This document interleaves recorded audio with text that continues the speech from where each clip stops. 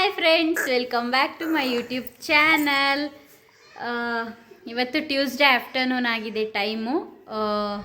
ಇವಾಗ vlog start ಮಾಡ್ತಾಯಿದ್ದೀನಿ. Afternoon ಇಲ್ಲ, ಈವ್ನಿಂಗೇ ಆಗ್ತಾ ಬಂತು 4 o'clock. ವ್ಲಾಗ್ಸ್ ಕಂಟಿನ್ಯೂಸ್ ಆಗಿ ಹಾಕೋಕ್ಕೆ ಆಗ್ತಿಲ್ಲ ಫ್ರೆಂಡ್ಸ್. ಸ್ವಲ್ಪ ತರಳೆ ಮಾಡ್ತಾ ಇರ್ತಾನೆ, ಮತ್ತೆ ಬಿಡೋದಿಲ್ಲ ಇವನು ತುಂಬಾ. ನೋಡಿ, ಈಗ ಕೂಡ ವ್ಲಾಗ್ ಸ್ಟಾರ್ಟ್ ಮಾಡೋಕ್ಕೆ ಬಿಡ್ತಿಲ್ಲ. ಬಟ್ ವ್ಲಾಗ್ ಮಾಡೋಣ ಅಂದ್ಬಿಟ್ಟು ನಾನು ಸ್ಟಾರ್ಟ್ ಮಾಡಿದೆ.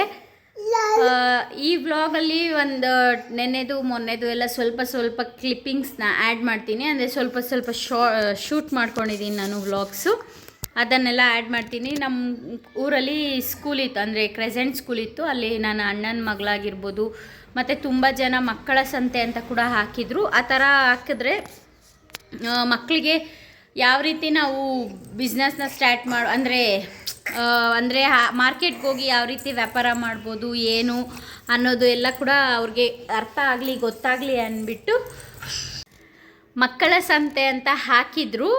ಅಲ್ಲಿ ಹೋಗಿದ್ದೆ, ಅಂದರೆ ನೋಡೋಣ ಯಾವ ರೀತಿ ಹಾಕಿದ್ದಾರೆ ಅಂತ.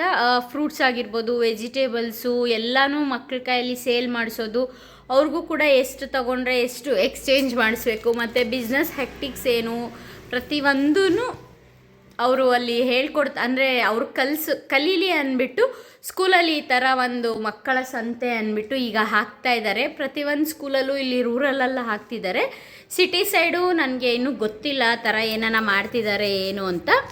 ರೂರಲ್ ಸೈಡು ಟೌನ್ ಇರ್ಬೋದು, ವಿಲೇಜ್ ಇರ್ಬೋದು, ಅಂದರೆ ಈಗ ರೈತರ ಮಕ್ಕಳಿಗಾಗಿರ್ಬೋದು, ಅವ್ರಿಗೆಲ್ಲ ತುಂಬಾ ಅದು ಗೊತ್ತಿರುತ್ತೆ. ಮನೆಯಲ್ಲಿ ಪೇರೆಂಟ್ಸು ಆ ಥರ ಮಾಡ್ತಿರ್ತಾರಲ್ವ, ಸೊ ಅವ್ರಿಗೆ ಗೊತ್ತಿರುತ್ತೆ ಯಾವ ರೀತಿ ಮಾಡೋದು ಅಂದ್ಬಿಟ್ಟು ಅಲ್ಲಿ ಕೂಡ ಹೋಗಿದ್ದೆ.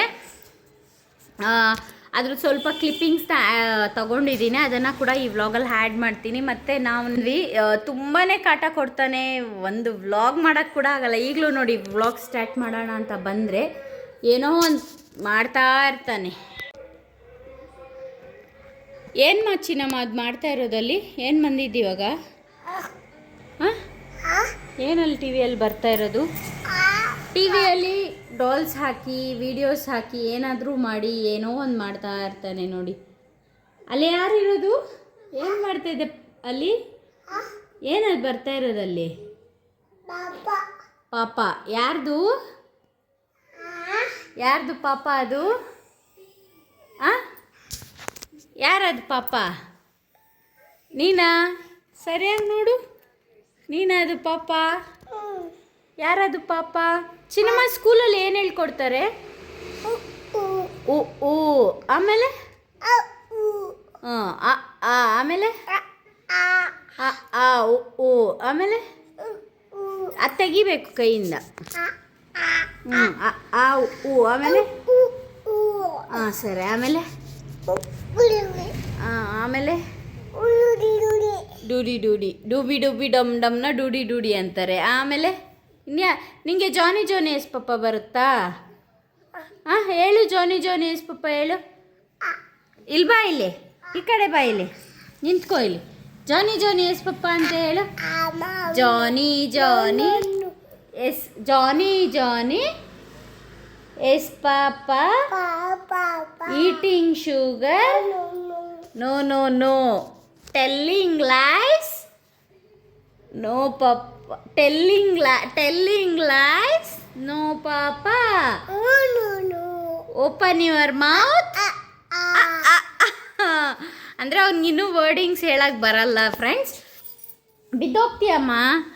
ಸೊ ಅವನಿಗೆ ನಾನು ಒಂದು ಲೈನ್ ಪ್ರನೌನ್ಸ್ ಮಾಡಿದ್ರೆ ಅವನು ಸಿಂಗಲ್ ವರ್ಡ್ ಏನಿರುತ್ತೆ ಅದನ್ನು ರಿಯಾಕ್ಟ್ ಮಾಡಿ ತೋರಿಸ್ತಾನೆ. ಫುಲ್ಲು ರೈಮ್ಸ್ ಇನ್ನೂ ಬರಲ್ಲ, ಬಟ್ ಒಂದು ವರ್ಡ್ನ ಕ್ಯಾಚ್ ಮಾಡಿ ಹೇಳ್ತಾನೆ. ಮತ್ತು ನಾನು ಈ ವ್ಲಾಗ್ ಕ್ರೆಸೆಂಟ್ ಸ್ಕೂಲ್ ಸ್ಟಾಲ್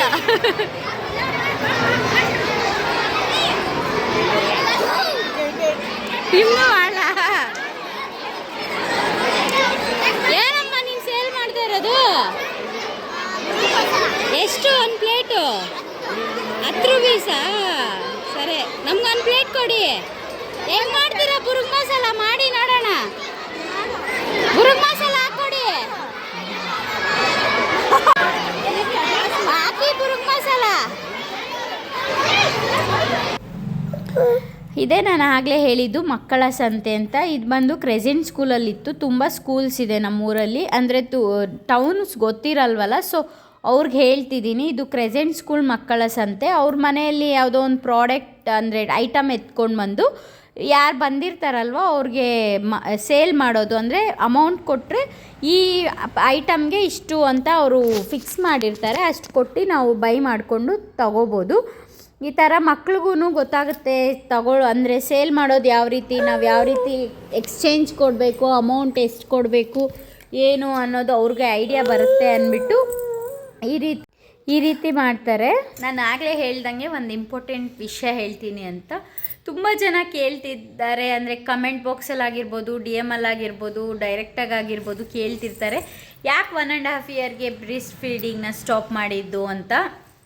ನಾನು ಬ್ರೆಸ್ಟ್ ಫೀಡಿಂಗ್ನ ಸ್ಟಾಪ್ ಮಾಡೋಕ್ಕೆ ರೀಸನ್ ಬಂದು ನನ್ನ ಮಗ ಊಟ ಸರಿಯಾಗಿ ತಿಂತಿರಲಿಲ್ಲ, ಮತ್ತು ತುಂಬ ಅವನು ವೆಯ್ಟ್ ಗೇನ್ ಆಗಲಿಲ್ಲ.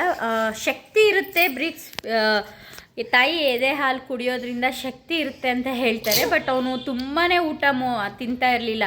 ಅವನಿಗೆ 1 ಟೈಮ್ ಬ್ರೇಕ್ಫಾಸ್ಟ್ ತಿನ್ನಿಸ್ಬೇಕಂದ್ರೆ ಇಲ್ಲ ಲಂಚ್ ತಿನ್ನಿಸ್ಬೇಕಂದ್ರೆ ನನಗೆ 2 ಅವರ್ಸ್, 1 ಟೈಮ್ಗೆ 2 ಅವರ್ಸ್ ಆಗ್ತಿತ್ತು.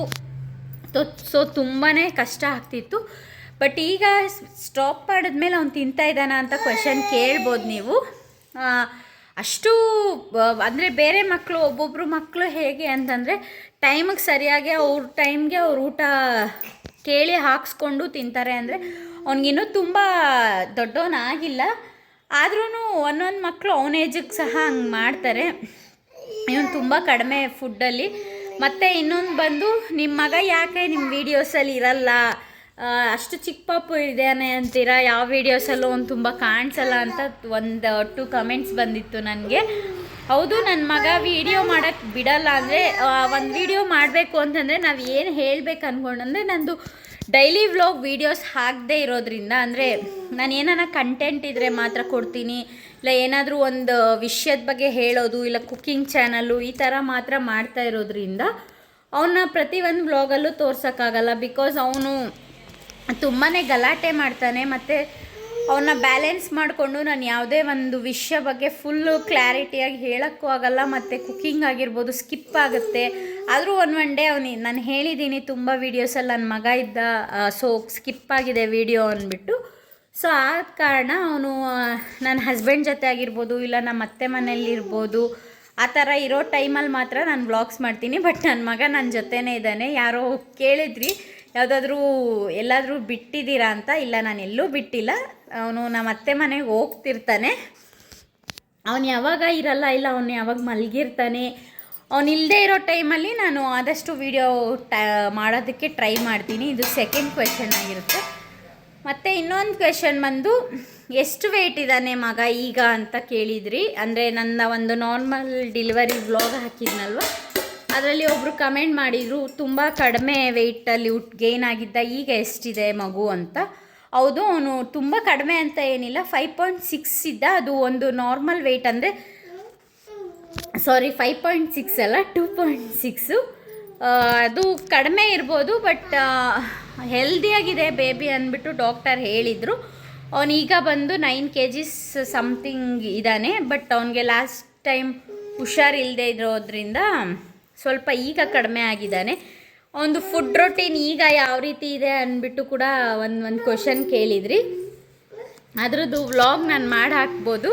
ಬಟ್ ನನ್ನ ಮೇನ್ ರೀಸನ್ ನಾನು ಯಾಕೆ ಅವ್ನ ಫುಡ್ ರೊಟೀನ್ನ ವ್ಲಾಗ್ ಹಾಕ್ತಿಲ್ಲ ಅಂತಂದರೆ, ನನ್ನ ಮಗ ಫುಡ್ ರೊಟೀನ್ ನಾನು ಹೇಳೋಕ್ಕೆ ಆಗಲ್ಲ, ಆ ರೀತಿ ಅವ್ನು ತಿನ್ನೋದು. ಸೊ ನಾನು ಆಲ್ರೆಡಿ ಎಲ್ಲರಿಗೂ ಹೇಳ್ದಂಗೆ ಅವನು ಊಟ ತಿನ್ನೋದು ನಾನು ಏನು ನಮಗೆ ಅಂತ ಮಾಡಿರ್ತೀನಿ, ಅದನ್ನೇ ಅವನಿಗೆ ನಾನು ಫೀಡ್ ಮಾಡೋದು. ಅವನಿಗೆ ಅಂತ ಸಪ್ರೇಟ್ ನಾನು ಏನೂ ಫೀಡ್ ಮಾಡೋಕ್ಕೋಗಲ್ಲ. ಬಿಕಾಸ್ ಅವ್ನು ತಿನ್ನೋದ್ರಲ್ಲಿ ತುಂಬಾ ಡಿಫ್ರೆಂಟ್, ಅಂದರೆ ಅವನಿಗೆ ಮಕ್ಕಳಿಗೆ ಅನ್ನೋದು ಸಪ್ರೇಟಾಗಿ ಮಾಡೋದು ಅದೆಲ್ಲ ಅವನು ಇಷ್ಟಪಡಲ್ಲ. ಸೊ ನಮಗೆ ಅಂತ ನಾನು ಏನು ಪ್ರಿಪೇರ್ ಮಾಡಿರ್ತೀನಿ ನಾನು ಅದನ್ನೇ ಅವನಿಗೆ ಕೊಡ್ತೀನಿ. ಈಗ ಅವನಿಗೆ 2 years ಕಂಪ್ಲೀಟ್ ಆಗ್ತಾ ಬಂತು. ಸೊ ಈಗ ಹೇಗೆ ಫುಡ್ ರೊಟೀನ್ ಮಾಡ್ತೀನಿ ಅಂತಂದರೆ, ಜಸ್ಟ್ ಒಂದು ಗ್ಲಾಮಾಗಿ ಹೇಳ್ತೀನಿ. ಮಾರ್ನಿಂಗ್ ಎದ್ದಿದ ತಕ್ಷಣ ಅವನಿಗೆ ಹಾಲು ಕೊಡ್ತೀನಿ. ಅದಕ್ಕೆ ಇಷ್ಟು ದಿವಸ ಬರೀ ನಾನು ಸಕ್ಕರೆ ಹಾಕಿ ಹಾಲು ಹಾಕಿ ಕೊಟ್ಬಿಡ್ತಿದ್ದೆ. ಬಟ್ ಈಗೀಗ ಜೂನಿಯರ್ ಹಾರ್ಲಿಕ್ಸ್ ಹಾಕಿ ಕೊಡ್ತೀನಿ. ಒಂದು ಚಿಕ್ಕ ಗ್ಲಾಸಷ್ಟು ಒಂದು 7 o'clock ಹಂಗೆ ಎದ್ದರೆ ಅವನಿಗೆ ಫಸ್ಟು ಹಾಲು ಕೊಟ್ಬಿಟ್ಟು ಮತ್ತು ಬ್ರಷ್ ಮಾಡಿಸಿ ಸ್ನಾನ ಎಲ್ಲ ಮುಗಿಸಿ ಮತ್ತು ಬ್ರೇಕ್ಫಾಸ್ಟ್ ಕೊಡ್ತೀನಿ ಒಂದು 9:30 10 o'clock ಹಂಗೆ. ಮತ್ತು ಮಲಗಿಸ್ಬಿಟ್ಟು ಅವನು 12:30 1 o'clock ಹಂಗೆ ಎದ್ದೇಳ್ತಾನೆ, ಇಲ್ಲ 1:30 ಹಂಗೆ. ಆವಾಗ ಮತ್ತೆ ಊಟ ಕೊಟ್ಟು ಒಂದು 4 o'clock ಹಂಗೆ ಮತ್ತು ಹಾಲು ಕೊಡ್ತೀನಿ ಒಂದು ಚಿಕ್ಕ ಗ್ಲಾಸಷ್ಟು. ಮತ್ತು 5:30 ಹಂಗೆ ಏನಾದರೂ ಒಂದು ಫ್ರೂಟ್ ಕೊಡ್ತೀನಿ. ಏನು ಫ್ರೂಟ್ ಇದ್ದರೆ ಅದು ಬನಾನಾ, ಪ್ರೊಮೊಗ್ರಾನೆಟ್, ಆ್ಯಪಲ್ ಏನಿದ್ರೆ ಆ ಫ್ರೂಟು. ಮತ್ತು 7:30 ಹಂಗೆ ಮತ್ತು ನೈಟ್ ಊಟ ಕೊಟ್ಬಿಟ್ಟು ಅವ್ನು ಊಟ ಸರಿಯಾಗಿ ತಿಂದಿಲ್ಲ ಅಂತಂದರೆ ಹಾಲು ಕೊಡ್ತೀನಿ, ಇಲ್ಲ ಅಂತಂದರೆ ಕೊಡಲ್ಲ. ಮಿಡ್ನೈಟು ಅವನು ಎದ್ದೇಳ್ತಾನೆ ಇರ್ತಾನೆ. ತುಂಬ ಜನ ಮಕ್ಕಳು ಏನಂತಾರೆ ಹಾಲನ್ನ ಬಿಟ್ಟ ಮೇಲೆ ಮಧ್ಯರಾತ್ರಿ ಎದ್ದೇಳಲ್ಲ, ನಾರ್ಮಲಾಗಿ ನಿದ್ದೆ ಮಾಡ್ತಾರೆ ಅಂತಾರೆ. ಬಟ್ ನನ್ನ ಮಗ ಹಂಗಲ್ಲ, ನೈಟೆಲ್ಲ 1 2 to 3 times ಎದ್ದೇಳ್ತಾ ಇರ್ತಾನೆ, ಬಿಕಾಸ್ ಅವ್ನು ಸರಿಯಾಗಿ ಊಟ ತಿನ್ನಲ್ಲ ಅಂದ್ಬಿಟ್ಟು. ಇದನ್ನು ಕೂಡ ಕೇಳಿದ್ರಿ ಫುಡ್ ರೋಟೀನ್ ಬಗ್ಗೆ ಹೇಳಿ ಪ್ಲೀಸ್ ಅಂತ, ಸೊ ಇದನ್ನು ಶೇರ್ ಮಾಡ್ಕೊಂಡಿದ್ದೀನಿ. ನೋಡಿ ಫ್ರೆಂಡ್ಸ್, ನೋಡಿ ನನ್ನ ಮಗನ ವ್ಲಾಗಲ್ಲಿ ಕರ್ಕೊಂಡು ಬರಲ್ಲ ಅಂತೀರಲ್ವ, ಯಾವುದು ಹಿಂಗೆ ಮಾಡ್ತಾರೆ ನೋಡಿ ನೋಡಿ.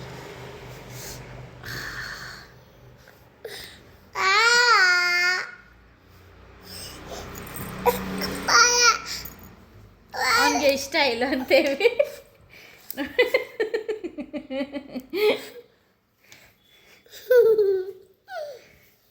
ನೋಡಿ ನೋಡಿ, ನಾನು ನಿಮಗೆ ತೋರಿಸ್ಬೇಕಲ್ವಾ. ಕಳ್ಳ ಬಂದ. ಹಾಂ ಸರಿ, ಕೊಡ್ತೀನಿ. ಸೊ ಆಲ್ಮೋಸ್ಟ್ ಡಾಕ್ಟರ್ಸ್ ಕೂಡ ಹೇಳ್ತಾರೆ, ನಾನು ಕೇಳಿದ್ದೀನಿ, ನನ್ನ ಮಗ ವೆಯ್ಟ್ ಗೇನ್ ಆಗ್ತಿಲ್ಲ ಅಂದರೆ ಕಡಿಮೆ ಇದ್ದಾನೆ ಅವನ ಏಜ್ಗೆ ಅಂದ್ಬಿಟ್ಟು. ಬಟ್ ಅವರು ಹೇಳ್ತಾರೆ ಹೆಲ್ದಿಯಾಗಿದ್ದಾನೆ, ಅವನ ಬಗ್ಗೆ ಟೆನ್ಷನ್ ಬೇಡ ನಿಮಗೆ, ಬೋನ್ ವೆಯ್ಟ್ ಇದ್ದರೆ ಸಾಕು. ಮಗು ಇರು 2 minutes ಇರು ನೋಡಿ. ಸೊ ಪ್ರಾಬ್ಲಮ್ ಏನಿಲ್ಲ ಅಂತ. ಸೊ ನಾನು ಅಷ್ಟು ತಲೆ ಕೆಡಿಸ್ಕೊಳ್ಳಲ್ಲ ಅದ್ರ ಬಗ್ಗೆ. ನಾವು ಕ್ಯಾಶುಯಲಾಗಿ ಏನು ಫುಡ್ ರೊಟೀನ್ ಇರುತ್ತೆ ಅದನ್ನೇ ಬ್ಯಾಲೆನ್ಸ್ ಮಾಡಿಕೊಂಡು ಪ್ರಾಕ್ಟೀಸ್ ಮಾಡಿಸ್ಕೊಂಡು ಅವನೇ ತಿನ್ನೋದು ಕೂಡ ಟ್ರೈ ಮಾಡ್ತಾನೆ ಈಗ. ಇನ್ನೂ ಅವನಿಗೆ 2 years ಕಂಪ್ಲೀಟ್ ಆಗಿಲ್ಲ. ಇದಾಗಿತ್ತು ನನ್ನ ಒಂದು ಇವತ್ತಿನ ವ್ಲಾಗ್ ಫ್ರೆಂಡ್ಸ್. ನನ್ನ ಚಾನಲ್ನ ಇನ್ನೂ ಯಾರೆಲ್ಲ ಸಬ್ಸ್ಕ್ರೈಬ್ ಮಾಡ್ಕೊಂಡಿರೋ ನೋಡ್ತಾ ಇದ್ದೀರಾ, ಪ್ಲೀಸ್ ನನ್ನ ಚಾನಲ್ನ ಸಬ್ಸ್ಕ್ರೈಬ್ ಮಾಡಿಕೊಂಡು ಲೈಕ್ ಮಾಡಿ, ಶೇರ್ ಮಾಡಿ, ಕಮೆಂಟ್ ಮಾಡಿ, ನಿಮ್ಮ ಫ್ರೆಂಡ್ಸ್ಗೂ ಕೂಡ ಶೇರ್ ಮಾಡಿ ಅಂತ ಹೇಳ್ತೀನಿ. Thank you.